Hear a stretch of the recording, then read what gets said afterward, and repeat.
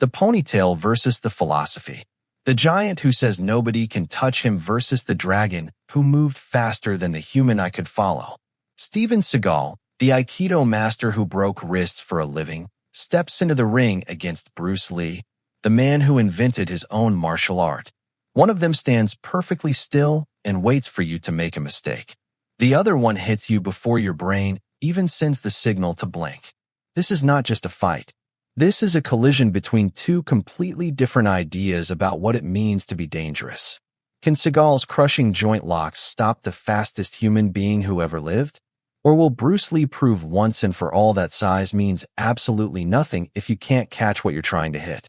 The ultimate test of immovable strength versus unstoppable speed. The simulation begins right now. Origins, Steven Seagal. Before the movies. Before the memes. Before anybody was making jokes about him on the internet, Steven Seagal was something genuinely rare in the martial arts world. He was the real thing. Born in Lansing, Michigan, Seagal grew up as a tall, awkward kid who didn't fit in anywhere. But something happened when he discovered Aikido. It was like somebody handed him a key that unlocked every door. He became obsessed. He trained every single day with a focus that most people reserve for breathing. He moved to Japan as a young man and did something that no foreigner had ever done before. He opened his own Aikido dojo in Japan. Not in America. Not in Europe. In Japan. The country where Aikido was born. The country where the masters lived. He walked in as an outsider and earned the right to teach. That is not a small thing. That is an extraordinary achievement. He eventually earned a 7th Dan black belt, which puts him in an extremely rare category of martial artists. Standing 6 feet 4 inches tall and weighing well over 220 pounds in his prime, Seagal was physically imposing in a way that most martial artists simply are not. When he burst onto movie screens in the film Above the Law, audiences had never seen anything quite like his style. He didn't jump around. He didn't throw flashy spinning kicks. He just stood there, calm as a man waiting for a bus. And when you attacked him, he redirected your own force and destroyed your joints with a terrifying efficiency that looked almost too simple to be real. His whole philosophy was built around one idea. You don't need to be the aggressor.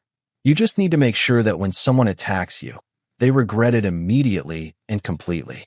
He cultivated a mysterious reputation, claiming to have fought members of the Yakuza, the Japanese organized crime world, and to possess techniques so dangerous they could never be shown in a film.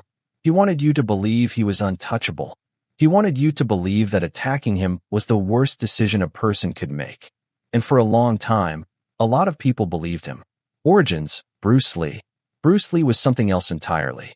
He wasn't a mystic. He wasn't a philosopher sitting on a mountain. He was a scientist. He looked at every martial art in the world the way an engineer looks at a broken machine. And he asked one question over and over again. Does this actually work? Not does it look good. Not does it have a long history. Does it work when someone is genuinely trying to hurt you?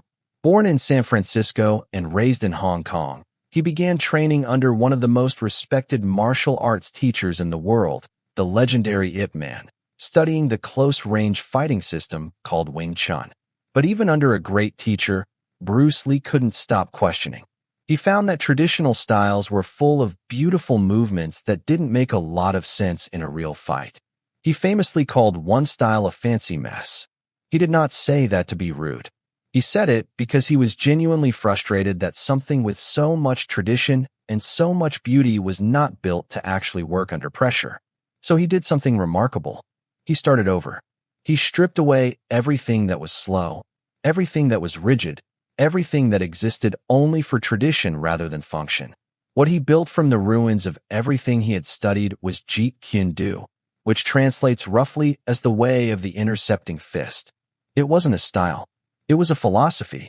It was the idea that a fighter should have no style at all, that the greatest fighter is one who can adapt to anything, the way water takes the shape of whatever container holds it.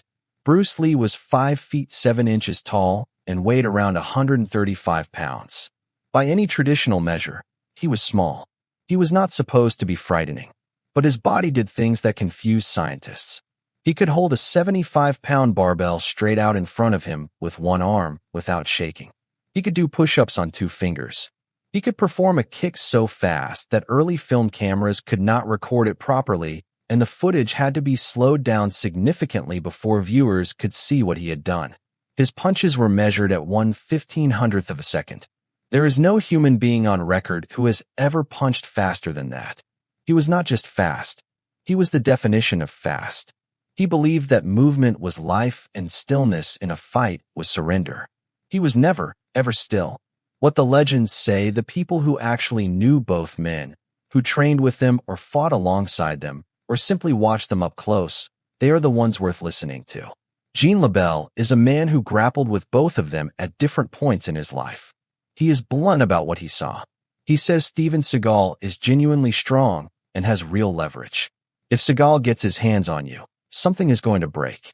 But he describes Bruce Lee as a buzzsaw, something that just keeps moving and cutting and does not stop. He points out something important. He once choked Steven Seagal during a film shoot because Seagal underestimated grappling. And he says about this matchup specifically, you cannot break the wrist of someone you cannot touch. That one sentence cuts right to the heart of this whole fight. Chuck Norris, who trained alongside Bruce Lee and fought at the highest competitive levels himself, says Seagal is very good at what he does. He does not dismiss him, but he says Bruce Lee was on a completely different level of physical conditioning. He points out that Bruce trained 6 hours a day, every single day, without exceptions. Norris says Seagal's whole system depends on the other person making a mistake and giving Seagal something to grab. And he says Bruce Lee simply did not make those kinds of mistakes.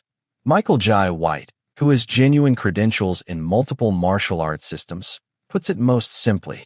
He says Aikido works beautifully when someone charges at you with a weapon or commits to a full attack. But Bruce Lee does not fight that way. Bruce Lee hits you before you know he is moving. He fights without telegraphing anything. He throws no signals. He shows no warnings. Seagal needs you to come to him. And Bruce Lee's entire life's work was built on arriving before you were invited. How did Steven Seagal prepare for a fight? Seagal's preparation starts in his mind. He practices what he calls hara cultivation, spending hours in quiet meditation, centering his awareness in the core of his body, and reaching a state of such deep calm that his physical responses become automatic. He believes that a fighter who is calm cannot be surprised, because surprise is just the gap between what you expected and what happened, and he trains himself to expect everything. He works extensively with the wooden practice sword called the bakkan, because Aikido is descended from samurai swordsmanship, and the cutting motions of the sword are built into every technique he knows. He drills something called randori, which is simultaneous attacks from multiple opponents. He stands in the center of the dojo while 5, 6, sometimes 7 students rush at him from every direction, and he practices the art of turning and blending and redirecting and throwing without losing his balance or his calm.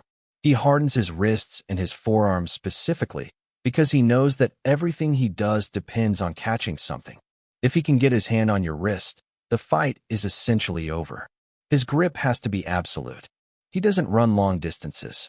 He doesn't do the kind of cardiovascular training that a traditional fighter would do.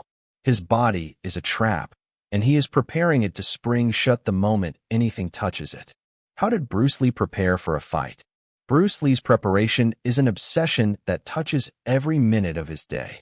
He runs 4 miles every single morning before most people are awake, doing it in combat boots to build the specific ankle and lower leg strength that his kicks demand.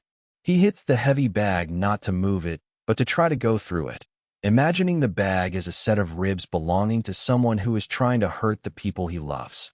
He uses electrical muscle stimulation devices, attaching them to his muscles while he reads philosophy or writes in his notebooks, so that even during his quiet hours his muscles are still working and firing.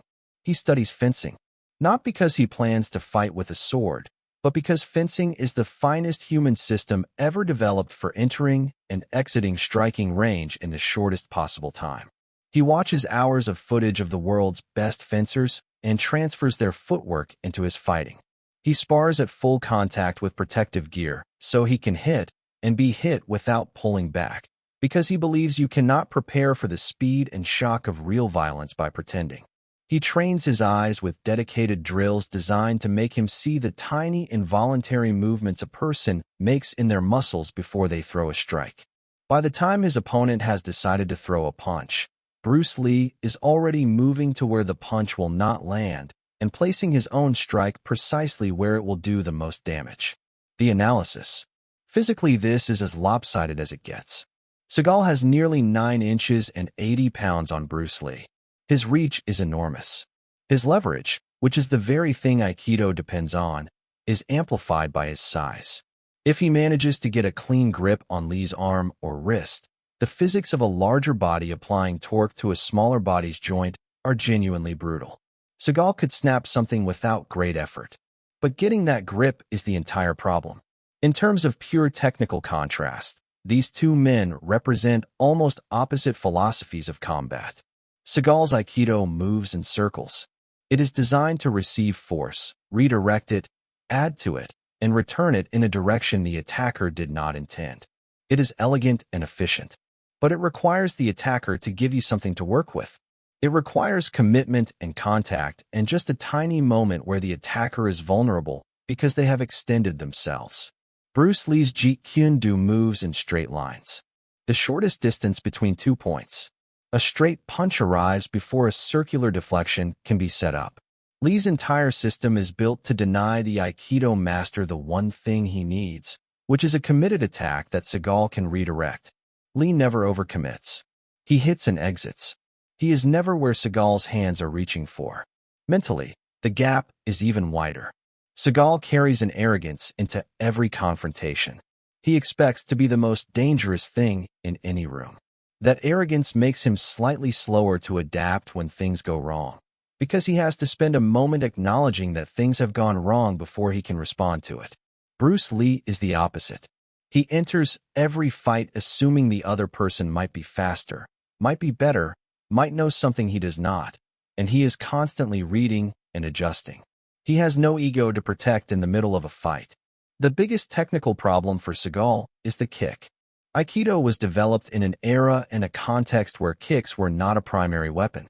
It has serious gaps against fast, low kicks aimed at the knee or the shin. It struggles against snapping high kicks delivered without telegraphing.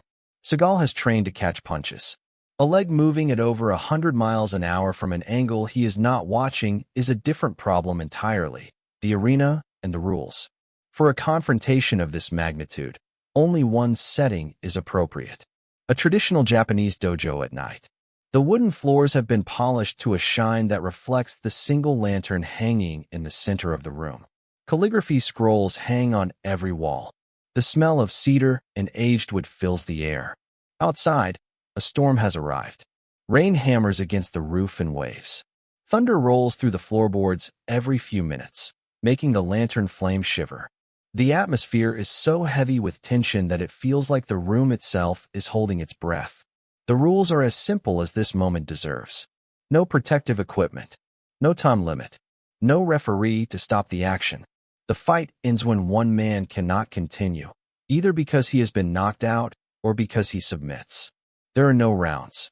There is no rest. There is only what each man has built himself into over decades of dedication, and the truth that will emerge when those two things collide. The fight. Lightning tears across the sky outside, and the thunder that follows seems to shake the entire building. The lantern swings once and goes still. Steven Seagal stands in the center of the dojo exactly as he always stands. Left hand extended forward, right hand resting near his hip, weight perfectly centered, expression absolutely neutral. He is a wall.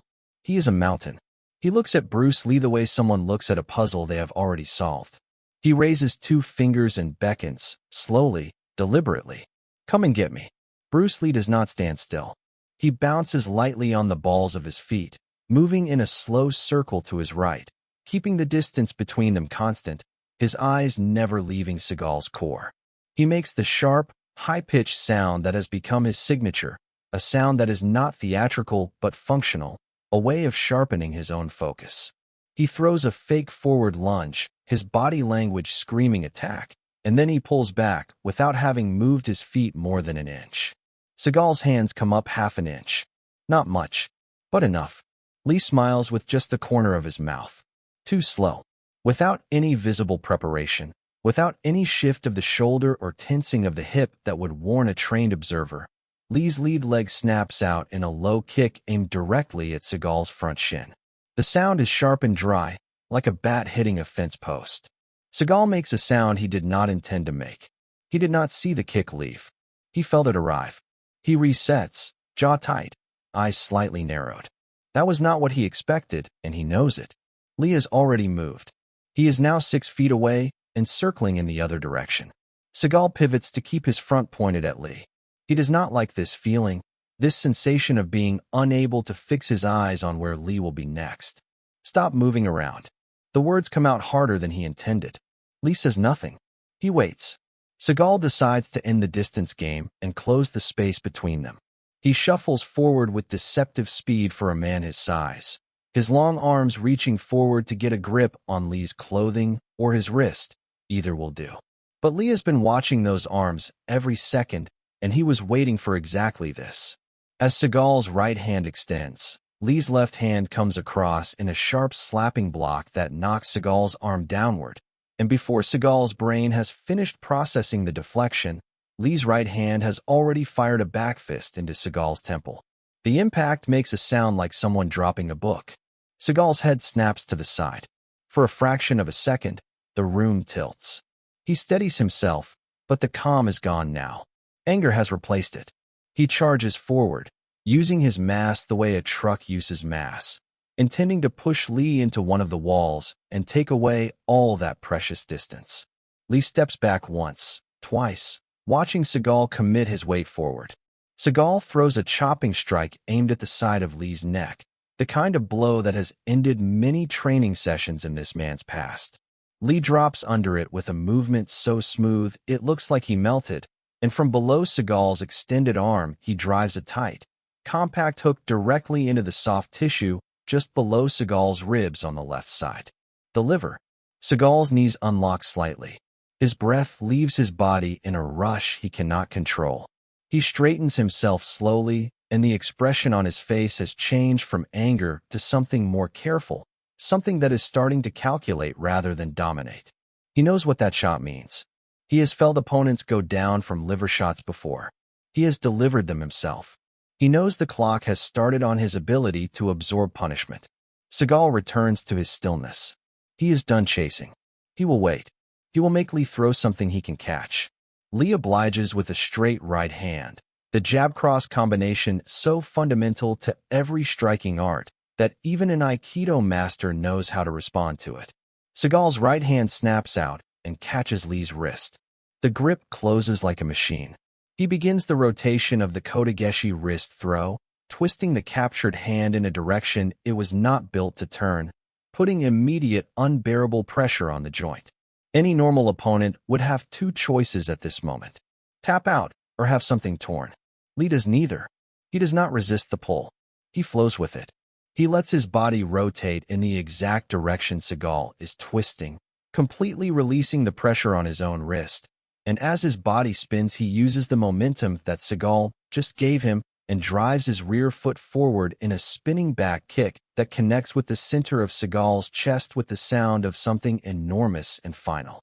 The impact is not a sound you forget. The force transfers through Seagal's sternum, through his entire upper body, and for a moment his feet leave the wooden floor. He travels backward through the air, covers several feet of space without touching the ground, and crashes through the paper doors that lead to the outer porch, landing on the wet wooden planks outside with a force that rattles the entire structure. Rain falls on him immediately, cold and heavy and indifferent. He lies on his back looking up at the black sky between the flashes of lightning. His chest is a wall of pressure that will not let him breathe properly. His legs are sending signals his brain is struggling to interpret. He tries to rise. His body responds slowly, like a machine whose power has been interrupted. He gets to his elbows. He cannot get further. He leans against the wooden post of the porch railing and accepts the rain. He looks back into the dojo. Bruce Lee is standing in the broken doorway. He is dry. He is calm. His chest rises and falls with the steady rhythm of a man who has been through a difficult workout rather than the ragged breathing of someone who has been in a genuine fight. He looks at Seagal for a long moment with no triumph in his expression, only something that might be respect for the size of what he just faced and the honesty of what it cost him. He bows once, a short, clean bow. Then he turns and walks back into the shadows of the dojo without another word. The winner, Bruce Lee. The Dragon wins by knockout. What this fight revealed is something that martial artists have debated for generations, and that this simulation makes as clear as anything can be made. Steven Seagal's Aikido is one of the most sophisticated and genuinely dangerous defensive systems ever developed by human beings. Against an untrained attacker, against someone who charges in with anger and commitment and no technique, it is almost unfair. Seagal would dismantle most people who attacked him before they understood what was happening. But Jeet Kune Do was built in the laboratory of Bruce Lee's obsessive curiosity specifically to dismantle systems exactly like Aikido. Lee identified the fundamental requirement of a defensive grappling art, and he built his entire fighting philosophy around denying that requirement. Seagal needed a committed attack. He needed something to catch. Lee never gave him one. Every strike Lee threw was designed to either land or exit cleanly before Seagal's hands could close around it. The one time Seagal did manage to catch something, Lee's understanding of body mechanics allowed him to flow with the technique rather than fight it, turning Seagal's greatest weapon into the very thing that launched the kick that ended the fight. Speed and adaptability defeated size and stillness. The water flowed around the rock rather than trying to break it, and the rock never had a chance to grab the water. The Dragon wins. But is it really that simple? The honest answer is no. What this simulation cannot account for is the single moment of contact that almost changed everything. When Seagal caught Lee's wrist, in that frozen fraction of a second before Lee made his decision, the outcome of this fight balanced on the edge of a blade. If Seagal's grip had been 1 degree tighter, if Lee's timing had been 1 heartbeat slower, if the liver shot earlier in the fight had taken just a little more out of Lee's ability to generate power in that spinning kick, we might be writing a very different story right now.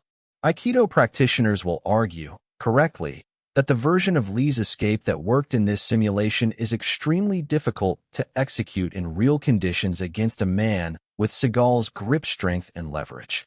They will argue that the moment of capture is closer to the end of the fight than this simulation suggests. And they are not wrong to argue it. But the weight of evidence, the opinions of the people who trained with both men, the physics of speed versus size, and the philosophy of each man's approach to combat all point in the same direction. Lee's speed was simply too great, and his technique too specifically designed to frustrate a stylist like Seagal. You cannot redirect the force of a man who never gives you force to redirect. You cannot throw a ghost. Do you agree? Could Seagal have closed that grip a fraction faster and changed everything? Is there a scenario where his size alone makes Bruce Lee's speed irrelevant? Or is Aikido simply at a structural disadvantage against the principles of Jeet Kune Do? Drop your answer below. Every single comment gets read. The simulation engine is running hot, and the next match is already loading. Do we finally go to the heavyweights and settle the question every boxing fan has been arguing for 50 years? Mike Tyson versus Muhammad Ali? Or do we go somewhere completely different and throw 2 action movie legends into the ring, Conor McGregor versus Jackie Chan? Subscribe to Legacy Untold. Turn on your notifications so you never miss a simulation. And remember, be like water.